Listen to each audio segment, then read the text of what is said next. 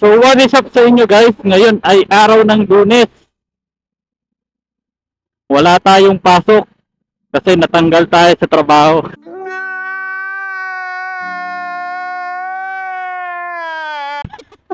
No, joke lang guys, no.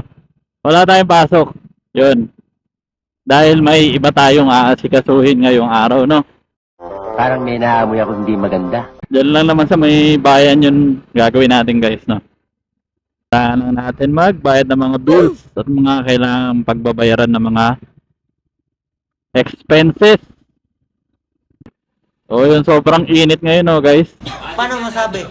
Lalo dun sa may bandang South Caloocan. Lagi ko nakikita yung heat index dun sa may South Caloocan, guys. Sa may West Grace Park.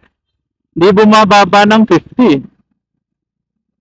Kahapon nata, nag-53 yata sila. Grabe.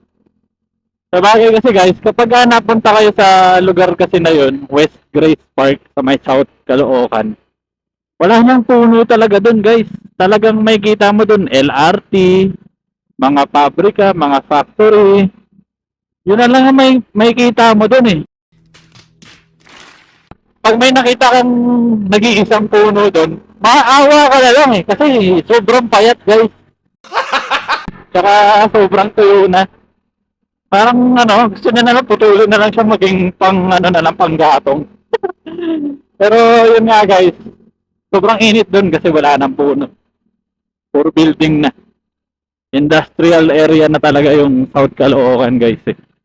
Buti nga dito sa lugar namin, sa may North Caloocan, medyo goods pa eh, oh. May mga puno-puno pa. Pero mainit na rin, no? Tignan buhok ni ate, oh. Pero mainit na rin dito, guys. Pero yun nga, iba pa rin kasi talaga, guys, kapag may puno, eh. Makikita mo yun. Mafe-feel mo yung difference nila kapag, halimbawa, nasa gitna ka ng araw or nasa gitna ka ng tanghaling tapat versus sa sisilong ka sa may shed ng puno, no? Sobrang nakaka-relax sa ilalim ng puno. 'Di ba nga kapag bata nga tayo, mas gusto natin naglalaro sa ilalim ng puno or sa ilalim ng lilim kasi nakaka-relax talaga sa ilalim ng puno or ng lilim, no? Ang galing! Ang galing! Tapos meron pa akong nabasa, parang plano ibalik yung school year ng mga paaralan eh, no? Ano pa ba? Siyempre, school nga eh, paaralan. Tanga talaga! Planong ibalik sa dating schedule yung school year. Parang dati ata, anong pasokan namin nun? June? June ata yun? Or July, mga ganun. Alimutan ko na eh. Or March? Hindi, tama, June nga. Tapos hanggang April lang yung pasokan o di kaya ay June. Kasi nga, yung panahon ngayon, itong pinalit nila na calendar, school calendar, hindi rin advisable, no? Nakaiwas nga sila sa tag-ulan, napalitan naman ng tag-init. Ang galing! Ang galing! Sana ay umabot, no? Plano ata nila ihabol ngayong school year, darating na school year, no? Pero tingnan natin. Grabe na rin kasi talaga yung panahon ngayon, eh, no? Nung panahon namin, nagsususpend lang dahil sa ulan, dahil sa mga natural calamity na talaga, no? Yung malala na. Mga bagyo, mga lindol. Pero yung sa init, wala. Hindi pa ganito kainit dati.